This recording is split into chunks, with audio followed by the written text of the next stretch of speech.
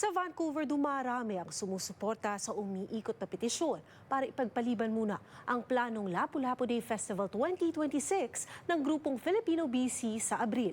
Nakausap ng Omni News ang may akda ng petisyon na ramdam pa rin ang sakit na idinulot ng trahedya. Di pa raw handa ang marami sa komunidad sa isang 3-day festival. Ang report mula kay Rhea Santos.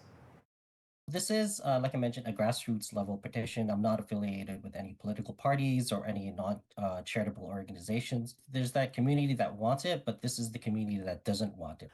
Halos isang linggo na mula nang ilunsad ni Rowan Hidalgo ang petisyong ito. Nananawagan sa grupong Filipino BC, organizer ng Lapu-Lapu Day Block Party noong isang taon, na ipagpaliban muna ang pinaplanong Lapu-Lapu Day Festival 2026 mula April 17 hanggang 19. I was there at the event.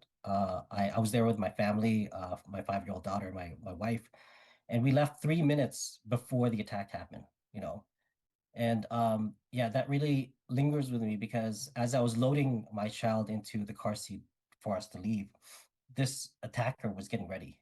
I still think of that day even now, like to this minute, and it still breaks my heart. We are not ready to move on. That's why this petition is very meaningful to us.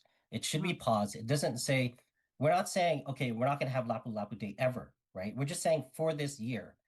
Mula nang ianunsyo ng Filipino BC ang planong Lapu-Lapu Day Festival 2026, wala pa silang ibinigay na karagdagang detalye. Ilang beses na ring nakipag-ugnayan ng Omni News sa kanila pero di pa nila kami pinapaunlakan. Higit 700 na ang lumagda sa petisyon Martes, sobra sa 500 lagda na target ni Hidalgo. Sumailalim sa ilang grief at trauma counseling session si Hidalgo matapos ang trahedya. Pero lubos daw siyang apektado sa pinagdadaanan ni Alejandro Samper na nawala ng ama, ina at kapatid.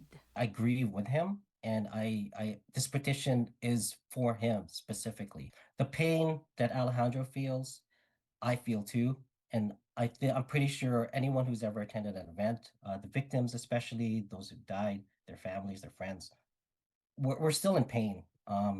This Lapu-Lapu Day should not take place this year. Like, we shouldn't celebrate their deaths with partying and dancing and food trucks. I just don't think that's right. Di pa raw siya nakakarinig mula sa Filipino BC mula nang simula ng petisyon. Handa raw siyang ihain sa grupo ang nakalap na mga supporter ng kanyang panawagan. Iginiit ni Hidalgo, dapat konsultahin ang mga biktima at mga kaanak nila hinggil sa anumang plano sa pag-alala sa unang taon ng Lapu-Lapu Day tragedy. And for this year, if you could just sort of replace it with like a tribute, you know, something that's somber, reflective, maybe dedicate a new shrine to these people and have some food there ready for people and just have like a gathering, just praying over things, talking over things, that sort of celebration, a celebration of life, if you will. Pause it for this year, transform it into a memorial, and we could continue on with normalcy next year. Rhea Santos, Omni News, Vancouver.